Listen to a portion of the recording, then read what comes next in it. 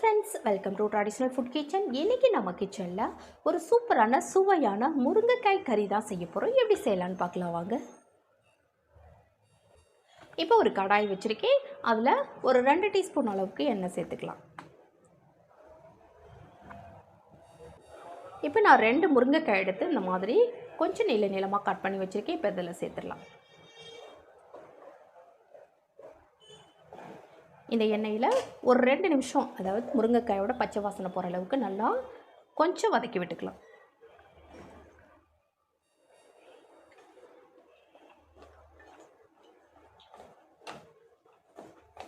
ரொம்ப நேரம் வதக்க வேண்டிய அவசியம் இல்லை. அதோட அந்த பச்சை ஸ்மெல் போகிற அளவுக்கு மட்டும் நம்ம வதக்கி எடுத்துக்கலாம்.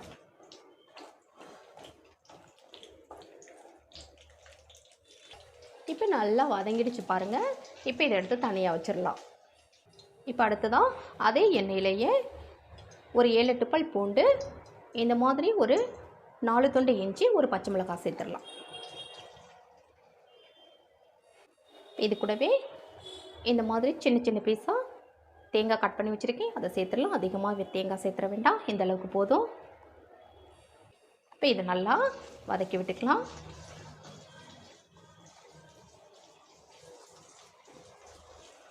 இந்த கிரேவி உங்களுக்கு ரொம்ப டேஸ்ட் சூப்பராக இருக்கும். கொஞ்சம் பச்சை வாசனை போகிற அளவுக்கு மட்டும் நம்ம வதக்கி விட்டுட்டால் போதும். இப்போ இது கூடவே ஒரு 7-8 முந்திரி பருப்பு,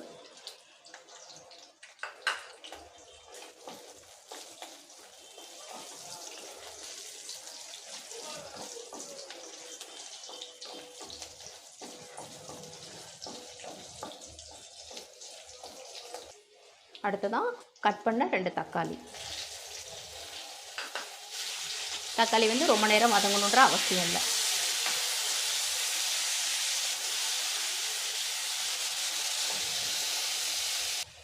இப்போ நல்லா வதங்கிடுச்சு. இப்போ இதை கொஞ்சமாக தண்ணி சேர்த்து நல்லா ஆற வச்சு கிரேவி செய்கிறதுக்கு 2 டீஸ்பூன் அளவுக்கு எண்ணெய் சேர்த்துடலாம்.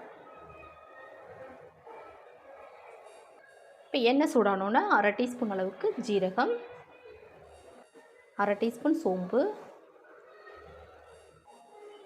ஒரு ஏலக்காய், சின்ன பட்டை, பிரியாணி இலை, பொடியாக நறுக்கின வெங்காயம்.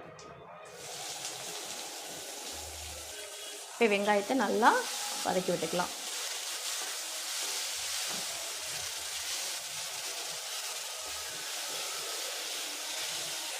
கொஞ்சமாக கல் உப்பு, சீக்கிரமாக வதங்கிடும் அதுக்காக. இப்போ நல்லா வதக்கி விட்டுறலாம். இப்போ வெங்காயம் நல்லா வதங்கிடுச்சு பாருங்கள். இந்த அளவுக்கு நல்லா வதங்கிடணும், அப்போ தான் நல்லாயிருக்கும். இப்போ நம்ம ஏற்கனவே அரைச்ச அந்த மசாலாவை சேர்த்துடலாம். நம்ம வதக்கி அரைச்சோம் இல்லையா, அந்த மசாலாவை சேர்த்து ஒரு 2 நிமிஷம் நல்லா கலந்து விட்டுறலாம்.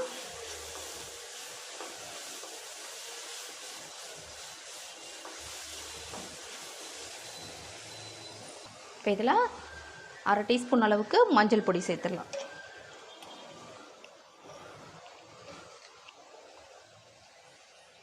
ஒரு டீஸ்பூன் மல்லித்தூள், ஒரு டீஸ்பூன் அளவுக்கு தனி மிளகாய்த்தூள், 1/2 டீஸ்பூன் அளவுக்கு ஜீரகத்தூள், தேவையான அளவு உப்பு. ஏற்கனவே உப்பு சேர்த்துருக்கோம், அதுக்கு தகுந்த மாதிரி சேர்த்துக்கலாம். இப்போ இந்த மசாலாவோட பச்சை வாசனை போகிற அளவுக்கு நல்லா இதை கலந்து விட்டுறலாம்.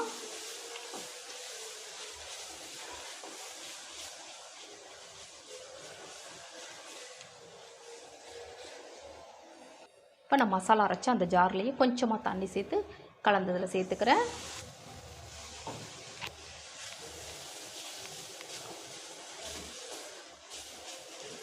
இப்போ இது ஒரு 2 நிமிஷம் பச்சை வாசனை போகிற அளவுக்கு ஒரு 2 நிமிஷம் மட்டும் நம்ம இதை கொதிக்க விட்டுடலாம். இப்போ 2 நிமிஷம் பாருங்கள், நல்லா கொதிச்சு வந்துருச்சு. இப்போ இதை நல்லா கலந்து விட்டுட்டு நம்ம ஏற்கனவே வதக்கி வச்சோம் இல்லையா முருங்கைக்காய், அதை சேர்த்துடலாம். இப்போ இதை நல்லா கலந்து விட்டுடலாம்.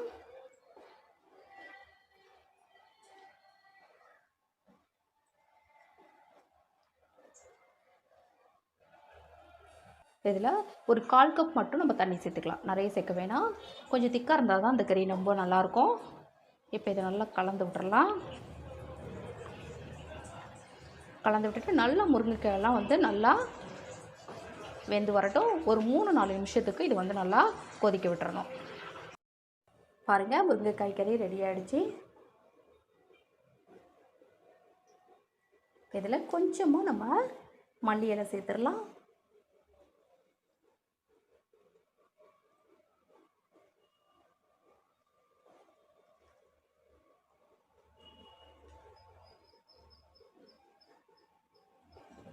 பாருங்கள், சூப்பராக ரெடி ஆகிடுச்சு. இப்போ வேறு பிளேட் மாற்றிக்கலாம்.